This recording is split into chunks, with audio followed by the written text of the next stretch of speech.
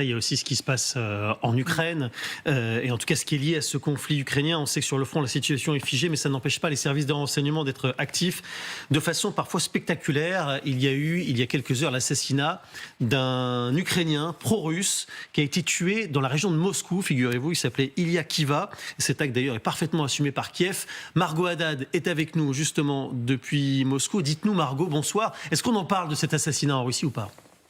Oui, et d'ailleurs, je découvre les informations en même temps que je vous parle, parce qu'on vient d'avoir comme information que Ilya Kiva avait dit à ses proches qu'il se sentait surveillé et sous surveillance depuis déjà quelques jours. Et selon les dernières informations des forces de l'ordre à Moscou, le corps du député ukrainien a été retrouvé par des éboueurs, alors que son corps gisait sur la neige dans un parc d'un country club, donc dans le village de Suponovo, dans la banlieue de Moscou. Il a été tué à l'aide d'une arme de petit calibre pointée vers sa tempe droite.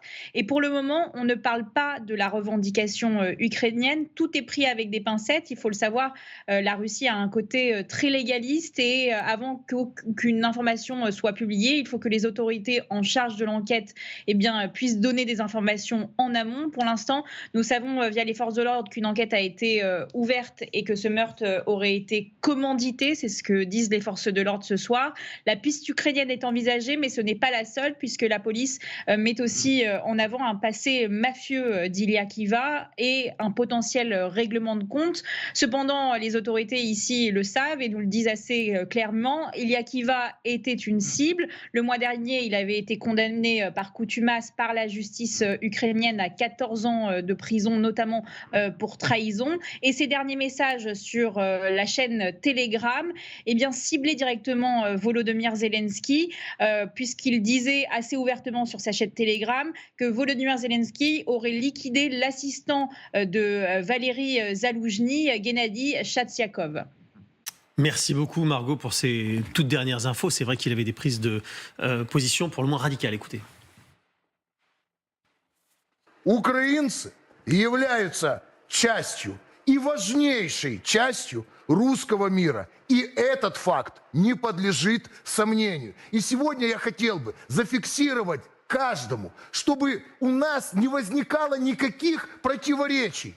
Мы, украинцы, часть великого русского этноса. Украина – это неотъемлемая часть исконно русской земли, пропитанная православием.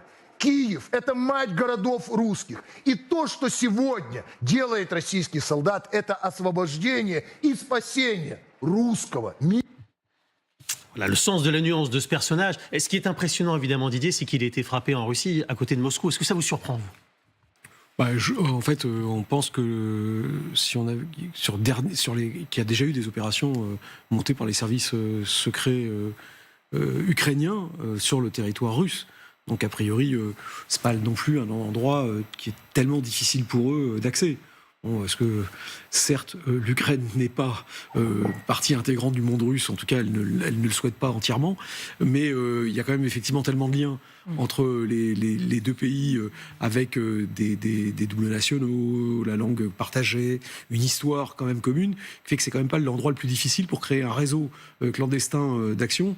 C'est à mon avis plus difficile pour les Ukrainiens d'aller bosser quelque part en Afrique que d'aller bosser en Russie. Donc voilà, donc je suis pas particulièrement surpris qu'ils soient capables de porter le fer et d'appliquer des sentences de cette nature en Russie.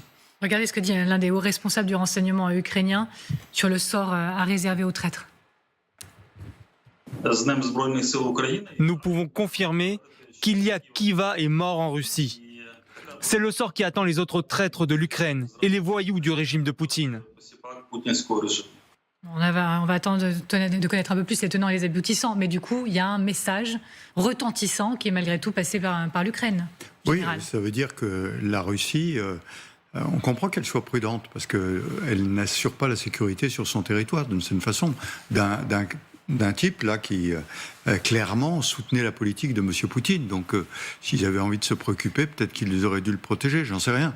Et dans le commentaire, j'aimais bien la possibilité de la mafia ou de etc. C'est pas incompatible. Hein.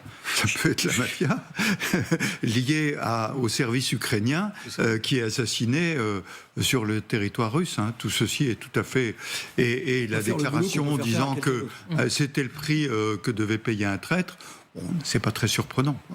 Sur un plan opérationnel général, comment ça s'organise ce genre d'opération, des opérations, enfin vous me corrigez si je me trompe, mais dans les services spéciaux on appelle ça les opérations homo, les opérations d'élimination, comment ça se passe? Oui, mais il y a une implantation, comme le disait Didier, il y a une implantation des services ukrainiens en Russie.